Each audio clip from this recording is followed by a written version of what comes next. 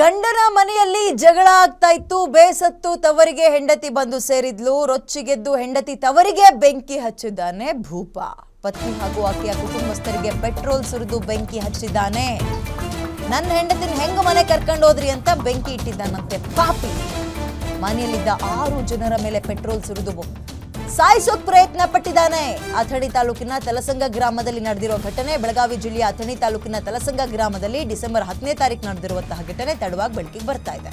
ಭೀಮಾ ಭೋಸಲೆ ಕೊಲೆಗೆ ಪ್ರಯತ್ನ ಪಟ್ಟಿರುವ ಆರೋಪಿ. ಸದ್ಯಕ್ಕೆ ಗಾಯಾಳುಗಳಿಗೆ ಆಸ್ಪತ್ರೆಯಲ್ಲಿ ಚಿಕಿತ್ಸೆ ಕೊಡಲಾಗ್ತಾ ಇದೆ. ಐಗಳಿ ಪೊಲೀಸ್ ಠಾಣಾ ವ್ಯಾಪ್ತಿಯಲ್ಲಿ ಪ್ರಕರಣ ದಾಖಲಾಗಿದೆ. ಗಂಡ ಹೊಡಿತಾ ಇದ್ನೋ ಬೇರೆ ಸಮಸ್ಯೆ ಕೊಡ್ತಾ ಇದ್ನೋ ಗೊತ್ತಿಲ್ಲ. ಆ ನೋವನ್ನ ತಡ್ಕೊಳಕ್ಕಾಗದೆ ತವ್ರ ಮನೆಗೆ ಸೇರಿದ್ದಾಳೆ.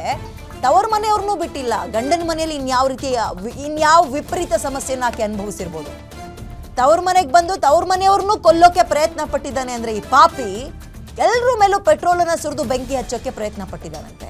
ಮದುವೆ ಆದ್ಮೇಲೆ ಆ ಹೆಣ್ಮಗಳು ತವ್ರ ಮನೆಯ ಸ್ವತ್ತಲ್ವಾ, ಈತನ ಸ್ವತ್ತ. ಇವನು ಚೆನ್ನಾಗಿ ನೋಡ್ಕೊಂಡಿದ್ರೆ ಆಕೆ ಯಾಕೆ ತವ್ರ ಮನೆಗೆ ಹೋಗ್ತಾ ಇದ್ಲು?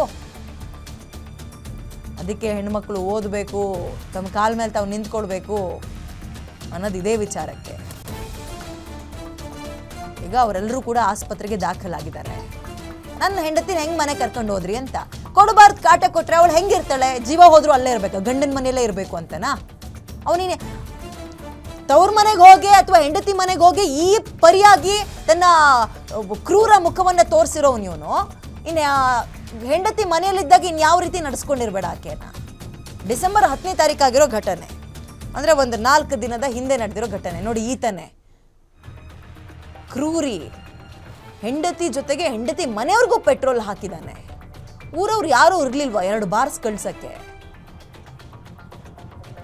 ಇವನೊಬ್ಬನೇ ಅದು ಹೆಂಗ ಪ್ರಯತ್ನ ಪಟ್ಟ ಅಷ್ಟು ಜನರ ಮೇಲೆ ಪೆಟ್ರೋಲ್ ಸುರಿದು ಬೆಂಕಿ ಹಚ್ಚೋಕೆ? ಅಂತ ಕ್ರೂರವಾಗಿ ವರ್ತಿಸಿದಾರೆ ನೋಡಿ, ಮೃಗ.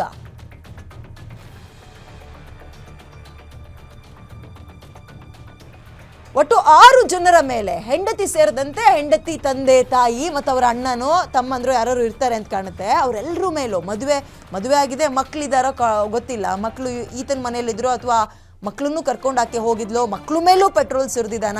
ಇದು ಮಾಹಿತಿ ಇನ್ನು ಮುಂದಕ್ಕೆ ಬರಬೇಕಾಗಿದೆ ನೋಡಿ. ಅಲ್ಲಿ ಎಲ್ಲರೂ ಕೂಡ ಈಗ ಆಸ್ಪತ್ರೆ ಮೇಲೆ ಮಲಗುವಂತಾಗಿದೆ. ಮದುವೆ ಮಾಡಿ ಕನ್ಯಾದಾನ ಮಾಡಿ ನನ್ನ ಮನೆ ಹೆಣ್ಣುಮಗಳು ಚೆನ್ನಾಗಿರ್ತಾಳೆ ಅಂತ ಈತನಿಗೆ ಲಕ್ಷಾಂತರ ರೂಪಾಯಿ ಖರ್ಚು ಮಾಡಿ ಮದುವೆ ಮಾಡಿ ಕಳಿಸೋದು ಅಲ್ಲದೆ ಆಕೆ ಅಲ್ಲಿ ನೆಮ್ಮದಿಯಾಗಿಲ್ಲ.